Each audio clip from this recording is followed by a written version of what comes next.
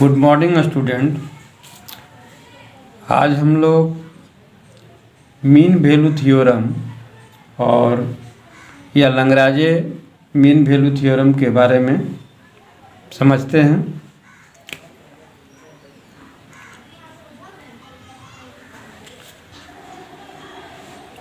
सबसे पहले हम लोग दो बिंदु के बीच में देखिए, दो बिंदु समझते हैं हम लोग कि स्लोप क्या है और एक स्ट्रेट लाइन और एक कर्व का स्लोप में क्या डिफरेंस है, कैसे हम लोग निकालते हैं, इस बात को पहले थोड़ा समझिए। तो अगर हम मान लेते हैं कि ए और बी हमारा दो पॉइंट है, तो इसका स्लोप यदि अगर ये हॉरिजॉन्टल है तो इसका स्लोप क्या होता है, जीरो होता है। स्लोप इक्वल टू जीरो होता है। ठीक है। स्लोप हम लोग कैसे निकालते हैं इसका, हम लोग पर 11 में पढ़ चुके हैं। अगर ये x1 y1 हो इस पॉइंट का कोऑर्डिनेट्स और इसका यदि x2 y2 हो तो हम लोग इसका स्लोप कैसे निकालते हैं, y2 minus y1 divided by x2 minus x1। ये आप हम लोग पढ़ चुके हैं पहले। तो ये हुआ स्लोप। यदि स्लोप हमारा हॉरिजॉन्टल हो इसका मतलब है कि इसका टेंजेंट क्या होता है, जीरो होता है। स्लोप जीरो अगर है इसका मतलब, अगर ये हॉरिजॉन्टल है इसका मतलब इसका स्लोप जीरो है। ठीक है। और जैसे ही अगर हम इसको थोड़ा अपर साइड में ले लेते हैं तो यहाँ पर देखिए स्लोप हमारा जीरो नहीं है, हॉरिजॉन्टल नहीं है, तो इसलिए इसका स्लेप जिसका जो स्लोप होगा ये कुछ वैल्यू उसका मिलेगा, यानी टेंजेंट का कुछ वैल्यू हमको मिलेगा इसका। क्लियर है। और इसी प्रकार से यदि मान लीजिए कोई कर्व हो, हमारा ये कर्व है कोई, तो कर्व का टेंजेंट जब हम निकालते हैं तो इसका टेंजेंट निकालने के लिए क्या करते हैं कि इसका हम लोग डिफरेंशिएट निकालते हैं, क्योंकि हर बिंदु पे इसका स्लोप अलग अलग होगा। अगर इस बिंदु पे हम करेंगे तो देखिए टेंजेंट अलग होगा, इस बिंदु पे करेंगे तो अलग आएगा। इसी तरह जिस बिंदु पर भी हम पॉइंट पे देखेंगे तो इसका टेंजेंट अलग होगा। इसका मतलब है कि हर पॉइंट पे इसका स्लोप जो है वैरी करता है। तो इस प्रकार के पॉइंट को स्लोप जब निकालने के लिए हम लोग क्या करते हैं, इसका डिफरेंशिएशन करते हैं।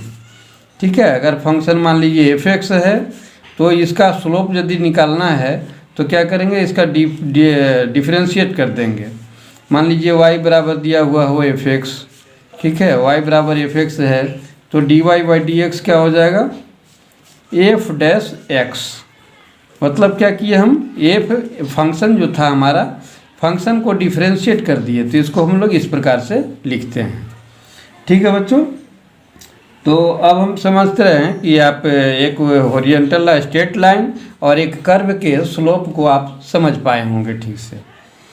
अब हम लोग आगे समझते हैं कि कंटिन्यूअस और डिफरेंशिएबल। तो कंटिन्यूअस, कोई भी फंक्शन कंटिन्यूअस कब कब होता है और डिफरेंशिएट कब कब होता है, डिफरेंशिएबल कब कब होता है, इस बात को ज़रा सा समझ लीजिए। बल्कि इसके लिए हम एक चार्ट आपको दे रहे हैं, इस चार्ट को आप प्रैक्टिस कर ले तो अच्छा रहेगा। ठीक है। हाँ, तो बच्चों देखिए ये चार्ट को आप समझ लीजिए एक बार, सुन ले तो हम बता दे रहे हैं, इसको नोट भी कर लीजिएगा कि कोई ये फंक्शन है और ये कब कंटिन्यूअस होता है, कब डिफरेंशिएबल होता है। तो कौन कौन सा फंक्शन हमारा कंटिन्यूअस होता है और डिफरेंशिएबल ऑलवेज होता है। तो पहला है कि कांस्टेंट टर्म, कांस्टेंट पद जितना भी होगा वो सभी क्या होता है, कंटिन्यूअस भी होता है और डिफरेंशिएबल भी होता है। दूसरा है ट्रिग्नोमेट्रिकल फंक्शन। ट्रिग्नोमेट्रिकल फंक्शन हमेशा कंटिन्यूअस होता है और ये डिफरेंशिएबल भी होता है। तीसरा है मोड। तो मोड में क्या होता है कि ये मोड का फंक्शन कंटिन्यूअस तो होता है लेकिन ये डिफरेंशिएबल नहीं होता है, क्योंकि इसका ग्राफ किस तरह से बनता है मोड का, आप ऐसे समझिए, मोड का ग्राफ हमारा इस तरह से बनता है। तो ये शार्प पॉइंट है और शार्प पॉइंट का डिफरेंशिएबल नहीं आता है। ठीक है। शार्प पॉइंट यहाँ पे है और इसका डिफरेंशिएबल नहीं होता है, तो इसीलिए मोड फंक्शन का डिफरेंशिएशन नहीं होता है। क्लियर है। और अगला है पॉलिनोमियल फंक्शन। जितना भी पॉलिनोमियल फंक्शन होगा सभी का होता है कंटिन्यूअस होता है और वो डिफरेंशिएबल भी होता है। नेक्स्ट है इन्वर्स ट्रिगोनोमेट्रिकल फंक्शन। इन्वर्स का ट्रिगोनोमेट्रिकल फंक्शन जितना है वो सभी कंटिन्यूअस भी होता है और वो डिफरेंशिएबल भी होता है। लॉगरिथम एंड एक्सपोनेंशियल फंक्शन, तो ये दोनों ही टाइप का फंक्शन जो होता है ये आपका कंटिन्यूअस भी होता है और डिफरेंशिएबल भी होता है। तो इस चार्ट को आप प्रैक्टिस कर लें ठीक से, ये बहुत काम आएगा। ठीक है, बहुत जगह आपको ये हेल्पफुल रहेगा।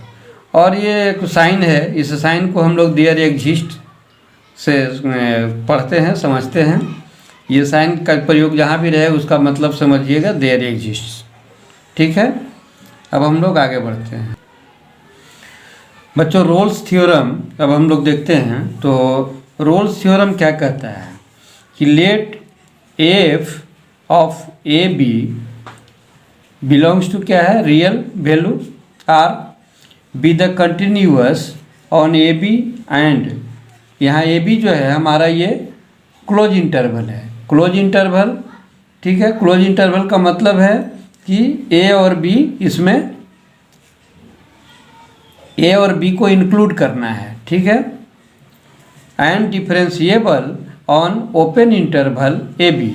तो ओपन इंटरवल में क्या करते हैं हम लोग, ये पहले हम लोग ब्रैकेट पे एक वीडियो बना चुके हैं हम, तो आप पिछला वीडियो हमारा देख सकते हैं ब्रैकेट में। ओपन इंटरवल, क्लोज इंटरवल में क्या है, तो उसमें आपको ब्रैकेट के बारे में आइडिया मिल जाएगा।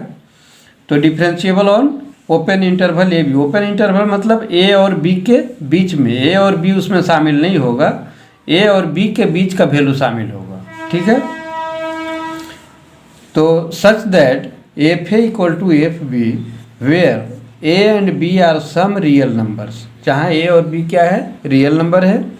Then there exist some C in A B.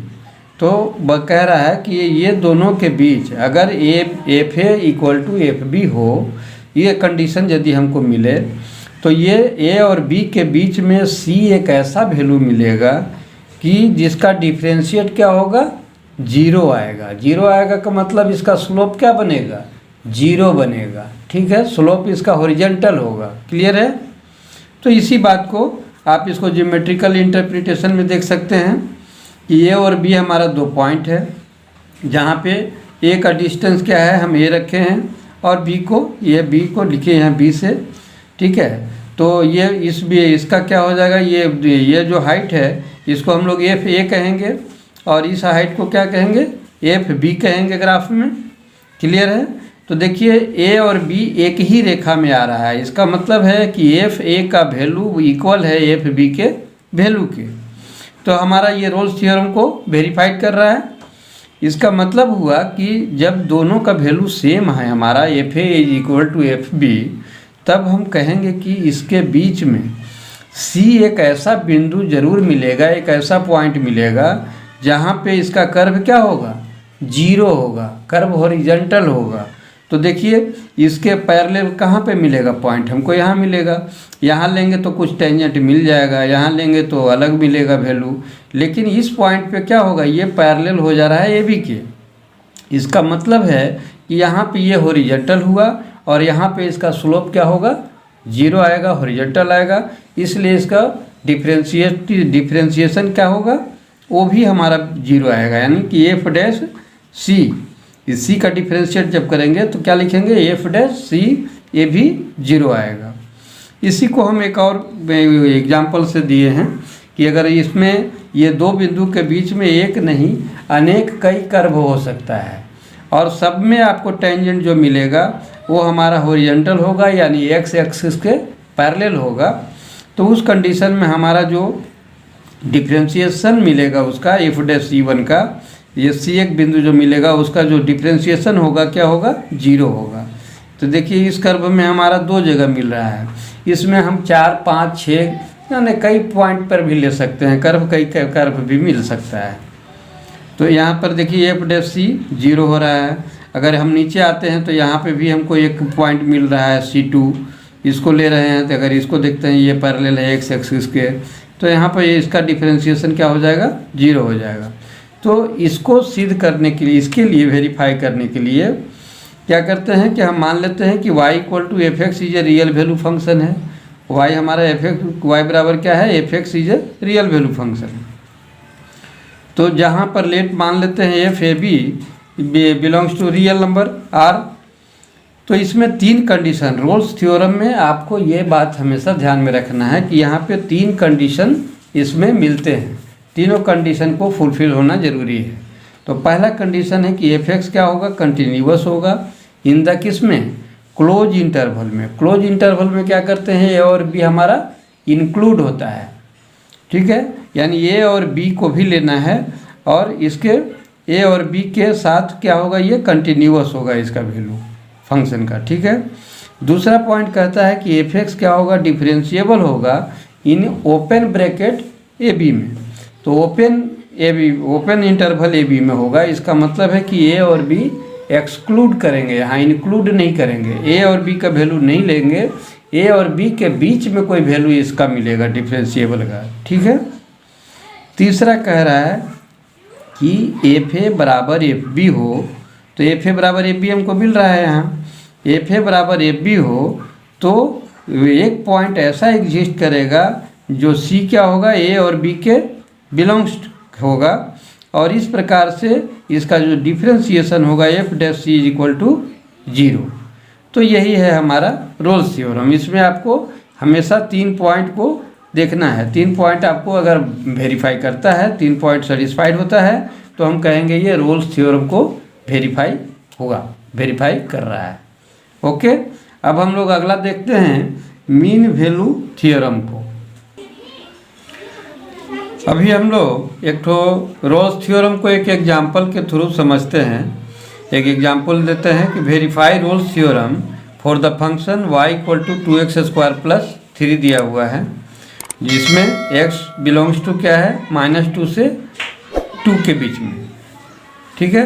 यानी कि इसको रोल्स थ्योरम के द्वारा वेरीफाई करना है कि ये फंक्शन रोल्स थ्योरम को वेरीफाई करता है या नहीं इस पॉइंट पे, -2 और 2 पे, ठीक है। तो इसके लिए हम लोग क्या करते हैं कि हम लोग जानते हैं, इसको मान लेते हैं कि y इक्वल टू क्या होगा, F X function equal to 2x² + 3, ये फंक्शन है हमारा। तो पहला पॉइंट हमारा क्या कहता है कि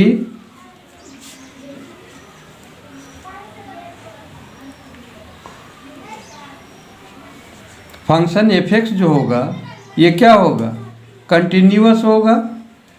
फंक्शन एफ एक्स बराबर 2x² + 3, ये क्या होगा, इस कंटिन्यूअस होगा, ये कंटिन्यूअस होगा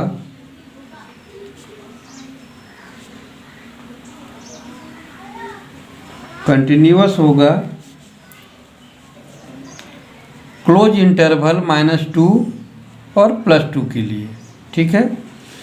कारण क्या है, क्योंकि ये फंक्शन क्या है, पॉलिनोमियल है, ठीक है। तो यहाँ पर कारण सिर्फ पॉलिनोमियल लिख दीजिएगा, पॉलिनोमियल, क्योंकि हम लोग अभी समझाए थे, अभी आपको चार्ट से दिखलाए थे कि पॉलिनोमियल फंक्शन क्या होता है, ऑलवेज कंटिन्यूअस होता है और डिफरेंशिएबल होता है, ठीक है।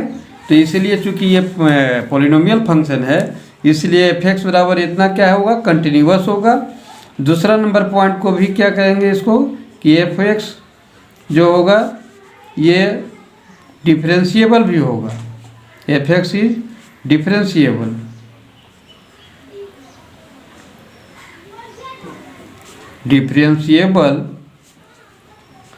ऑन ओपन इंटरवल, ये होगा डिफरेंशिएबल जो होता है वो हमेशा ओपन इंटरवल पे होता है, open interval 2 because polynomial theorem, ठीक है। अब हम लोग को देखना है कि एफ ए बराबर 2 पॉइंट तो हमारा हो गया वेरीफाई इसमें से। ठीक है। तीसरा पॉइंट के लिए एफ ए बराबर एफ बी चाहिए हमको। तो ए के जगह पे क्या है -2 है और बी के जगह पे 2 है। तो अब हम लोग वैल्यू निकालेंगे कि चूँकि तीसरा पॉइंट के लिए चूँकि एफ एक्स बराबर हमारा कितना है 2x² + 3 है, तो f -2 का वैल्यू क्या होगा? f -2 यानी -2 रख दीजिए यहाँ पे, तो -2 का स्क्वायर + 3 यानी क्या होगा 2 2 4 और 4 2 जा 8 हो गया।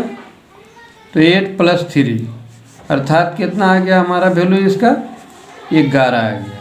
ठीक है। अब हम लोग क्या करेंगे f2 का वैल्यू निकालेंगे, इसका वैल्यू निकालेंगे।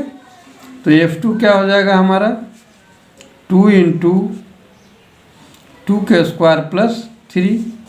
तो ये भी हमारा उतना ही आएगा, 2 दूना 4 4 दूना 8 8 और +3 जोड़ेंगे तो 11 आएगा। तो इस प्रकार से हम क्या पाए कि इसलिए हमारा f2 क्या मिला बराबर मिला हमारा f2 के। ठीक है। तो चूँकि ये दोनों बराबर है इसलिए इसके बीच में एक फंक्शन c ऐसा आएगा पॉइंट कि इसका डिफरेंशिएबल क्या होगा 0 होगा, स्लोप उसका 0 होगा।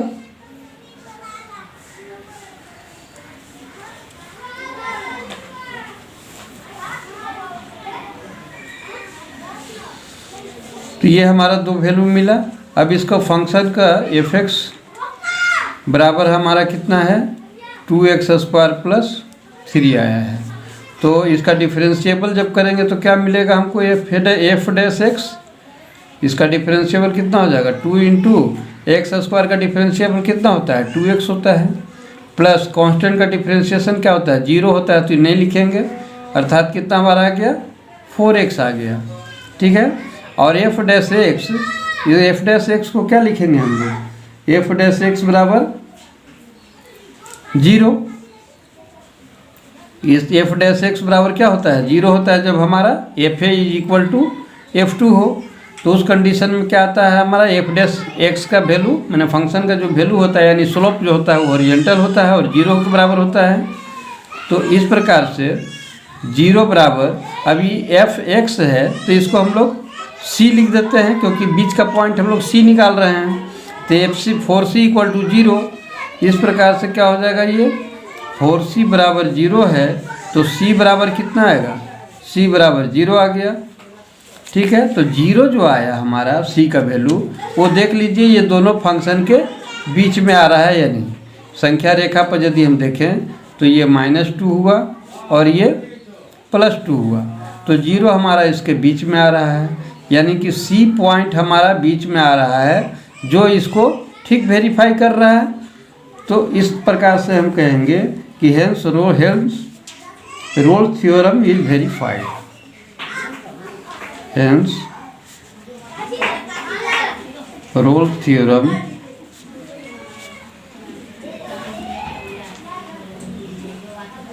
Is verified.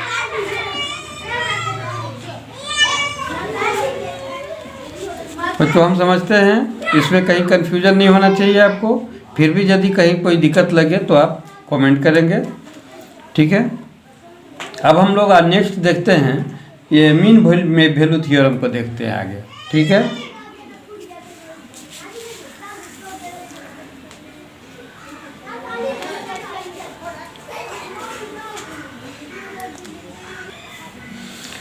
अब देखिए मीन वैल्यू थ्योरम क्या कहता है कि late f of AB belongs to R be a continuous function on closed interval AB and differentiable on open interval AB, then there exists some C in AB such that f'(c) is equal to fb minus fa by b minus a। यहाँ भी कह रहा है कि function ए B जो है वो एक रियल वैल्यू फंक्शन है और वो क्या है कंटिन्यूअस है क्लोज इंटरवल ए बी पर और डिफरेंशिएबल है ओपन इंटरवल ए बी पे।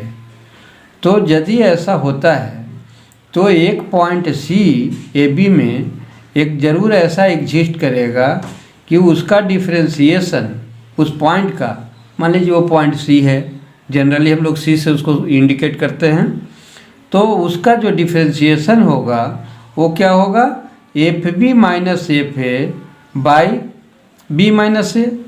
यहाँ पे क्या है कि एफ बी और एफ ए इक्वल नहीं है, और यदि इक्वल होता तो ये रोल्स थ्योरम हो जाता, ठीक है। तो इक्वल नहीं है, इसलिए एफ बी माइनस हम लोग एफ ए लिखते हैं।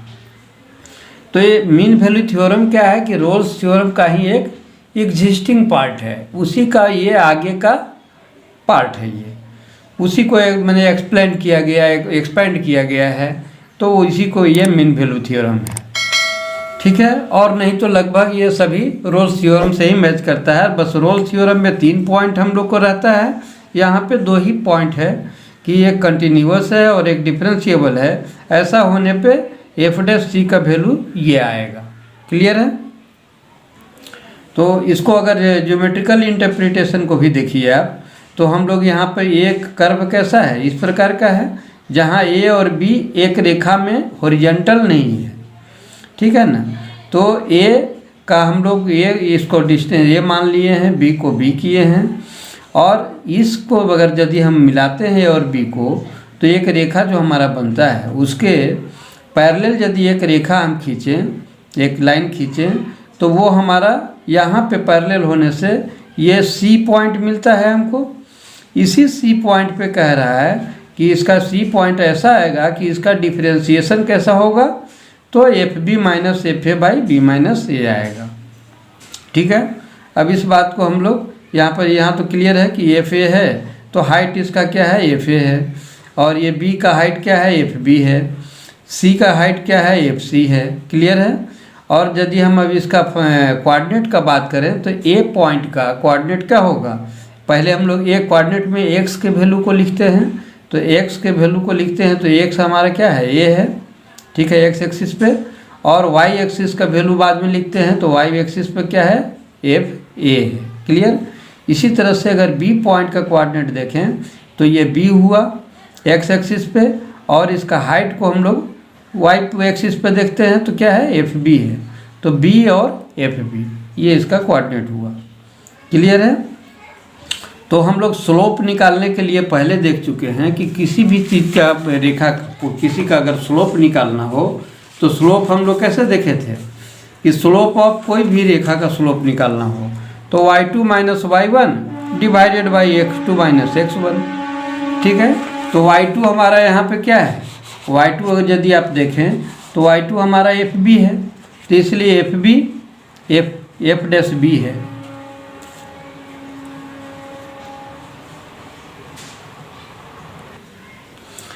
हाँ सॉरी, क्या था यहाँ पे कि वो हमारा अगर इसका कोऑर्डिनेट स्लोप निकालेंगे तो y2 माइनस y1, तो y2 का वैल्यू क्या है, एफ बी है, तो एफ बी हो गया, माइनस y1 का वैल्यू क्या है, एफ ए है, तो एफ ए लिख दिए, डिवाइडेड बाय क्या होता है, x2 माइनस x1, तो x2 का वैल्यू हमारा क्या है, b, और माइनस x1 का वैल्यू a। तो क्लियर है?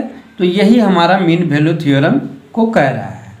अब इसको हम लोग एक एग्जाम्पल के माध्यम से समझते हैं कि वेरीफाई इसको करते हैं एग्जाम्पल से एक, ठीक है। अब हम लोग देखिए एक एग्जाम्पल से इसको मीन वैल्यू थ्योरम को समझते हैं कि verify mean value theorem for the function F X equal to 2x² plus 3 है इन द इंटरवल 2 और 4, यानी ए के जगह पे हमारा 2 है और बी का वैल्यू 4 है। क्लियर है? तो फंक्शन हमारा जो दिया हुआ है, अब इसको सॉल्यूशन जब करेंगे हम, वेरीफाई करना है, तो एफ एक्स इक्वल टू हमारा कितना दिया हुआ है, 2x² प्लस 3 है। ये कैसा फंक्शन है, एक पॉलिनोमियल फंक्शन है।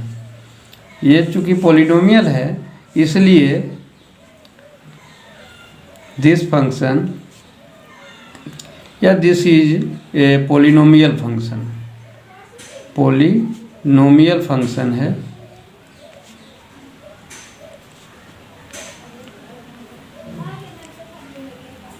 इसलिए ये क्या होगा, एफ एक्स डिफरेंशिएबल होगा, एफ एक्स इज पहला कंटिन्यूअस होगा, क्योंकि पॉलिनोमियल फंक्शन हमारा कंटिन्यूअस भी होता है और डिफरेंशिएबल भी होता है।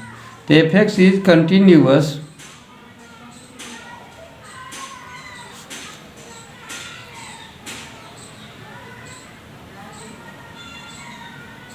in the close interval 2-4।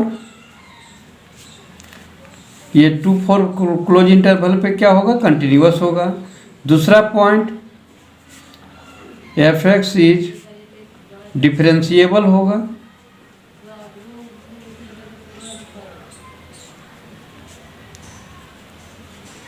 Differentiable in the open interval 2-4। ठीक है, ये 2-4 ओपन इंटरवल पे डिफरेंशिएबल होगा। तो जब हमारा दो चीज़ मिल गया, दो पॉइंट, तो तीसरा क्या है कि अब हमको एफ डैश सी बराबर दिखाना है। हमको क्या दिखाना है, एफ डैश सी पे दिखाना है कि F B minus F A by B minus A. तो इसको वेरीफाई करने के लिए हम लोग क्या करेंगे अब कि हम लोग पहले एफ एक्स का वैल्यू निकालते हैं, यानी F dash X F dash C का वैल्यू निकालेंगे पहले। तो हमको गिवन क्या है, एफ एक्स, चूँकि एफ एक्स इक्वल टू दिया हुआ है 2x² + 3, तो इसलिए एफ डैश एक्स क्या होगा, डैश का मतलब डिफरेंशिएशन। तो इसका डिफरेंशिएशन जब करेंगे तो 2 × 2 का 2x आएगा, x² का डिफरेंशिएशन क्या होगा, 2x आएगा, और इसका चूँकि 0 होता है तो कितना आ गया हमारा, इसका वैल्यू आ गया 2 4x आ गया। ठीक है, तो अगर हम इसको c के फॉर्म में, चूँकि c पॉइंट पे बात हम लोग करते हैं कि ये इस इंटरवल के बीच में एक पॉइंट c मिलेगा जो इसको वेरीफाई करेगा। तो एफ डैश सी जब लिखेंगे x के जगह पे तो ये क्या हो जाएगा, 4c हो जाएगा। इसको हम लोग इक्वेशन फर्स्ट बोल करके रख देते हैं। अब हमको एफ बी और एफ ए का वैल्यू चाहिए। ठीक है, तो राइट साइड हम लोग इसका वेरीफाई कर पाएंगे। तो पहले हम लोग अब निकालते हैं एफ बी का वैल्यू, क्योंकि एफ एक्स हमारा दिया हुआ है 2x² + 3, इसलिए एफ बी का वैल्यू, एफ बी मतलब कितना, f4, बी के जगह पे 4 है, यानी f4 का वैल्यू क्या होगा, 2 × 4k² + 3, अर्थात कितना, 4 × 4 = 16, 16 × 2 = 32 और 3 35, यानी 35 आ गया एफ डैश 4 का वैल्यू। अगर हम एफ ए का वैल्यू निकालें, एफ ए मतलब क्या, 2 का, यहाँ पे निकाल देते हैं इसको। एफ एक्स बराबर हमारा आ रहा है 2x² + 3 दिया हुआ है,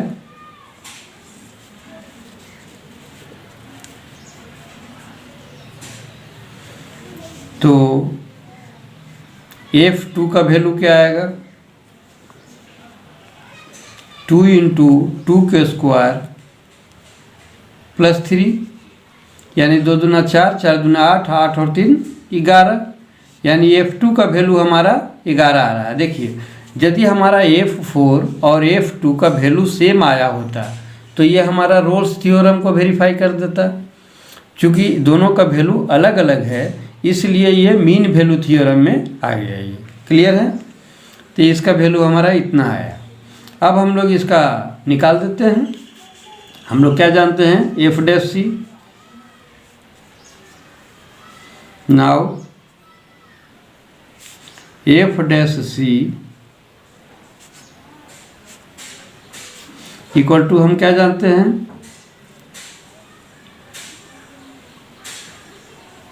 f4 - f2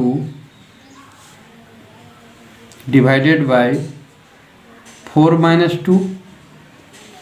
f4 मतलब यहाँ एफ बी है, ठीक है ना, F B minus F A divided by B minus A. तो b का वैल्यू तो यहाँ 4 है ही हमारा, इसलिए 4 रख दिए, और a का वैल्यू 2 है इसलिए 2 रख दिए। और F4 और F2 का वैल्यू यहाँ जो हम लोग फाइंड आउट किए हैं इस वैल्यू को पुट करेंगे। और देखिए F' का वैल्यू हम लोग क्या निकाले हैं 4C, तो 4C रख देंगे इसको, इक्वल टू F4 का वैल्यू क्या है 35 है, माइनस F2 का 11 है, डिवाइडेड बाय 2 हो जाएगा। तो इसलिए 4C इक्वल टू कितना आ जाएगा, इतना हम घटाएंगे, 5 में 1 4 और 3 में 1 घटेगा 2, यानी ये 12 आया। ठीक है, और 12 को हम लोग यहाँ से कटा देंगे अगर, तो 3 बार में कट जाएगा, 4 3 12, यानी C का वैल्यू हमारा कितना आया 3 आया। तो देखिए C का वैल्यू जो आया वो हमारा 2 और 4 के बीच में आ रहा है कि नहीं आ रहा है। अगर संख्या रेखा पे हम लोग देखें तो ये 2 है और ये 4 है, तो 3 आ रहा है, यानी C एक पॉइंट यहाँ पे कम से कम जरूर मिलेगा हमको 3, जो इस मीन वैल्यू थ्योरम को वेरीफाई कर रहा है। क्लियर है बच्चों। तो इस प्रकार से हेंस वेरीफाइड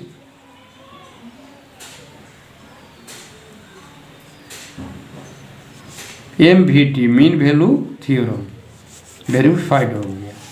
तो ये एग्जाम्पल के मैं थ्रू आप समझे, तो यहाँ तक मेरे ख्याल से आपको समझने में कोई असुविधा तो नहीं हुआ है।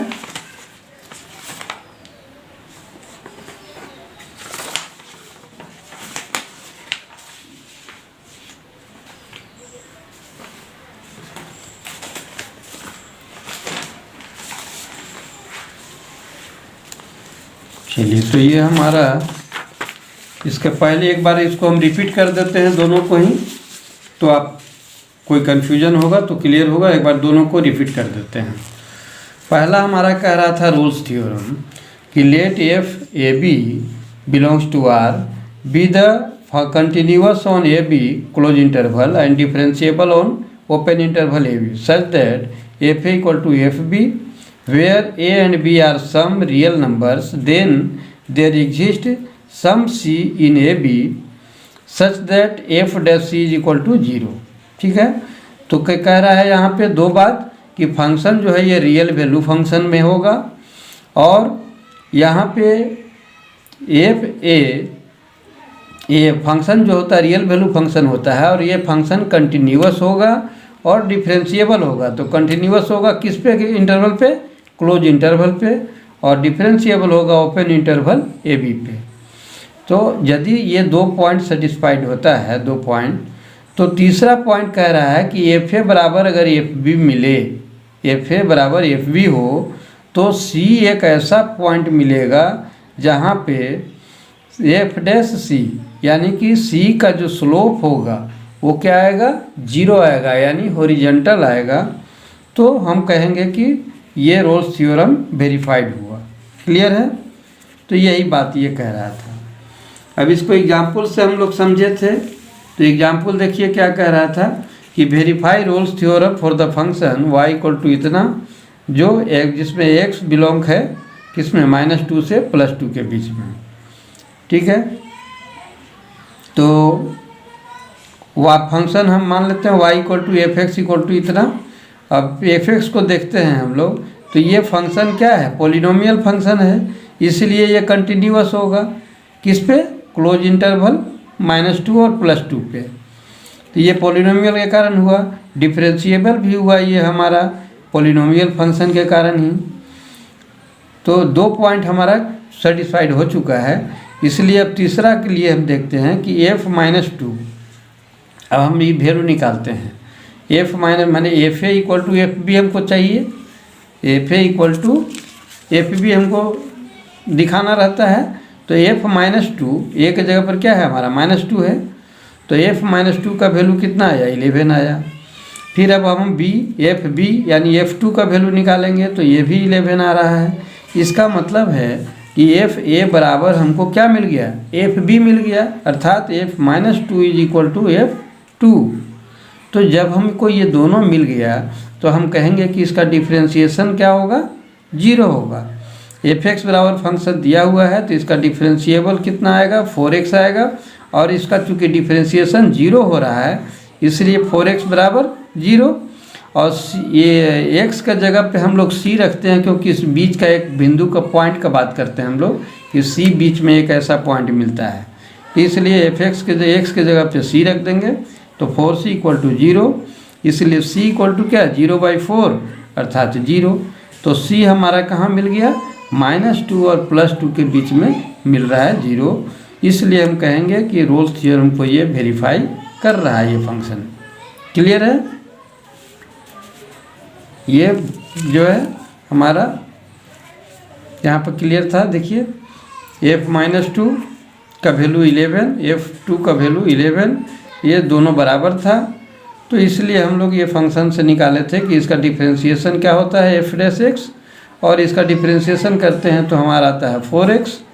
तो f'(x) का वैल्यू क्या होगा, 0 होगा, और ये 4x है, चूँकि c पॉइंट पे हम लोग देखते हैं इसलिए 4c लिखेंगे equal to 0, c equal to 0, इसलिए c का वैल्यू 0 जब है तो हम कहेंगे कि रोल्स थ्योरम वेरीफाइड हुआ। तो बच्चों आज के लिए हम लोग इतना ही रखते हैं, ठीक है, धन्यवाद। और यदि कोई आपको इसमें असुविधा हो, कहीं कोई समझने में दिक्कत हो तो कमेंट करेंगे। जय हिंद, जय भारत।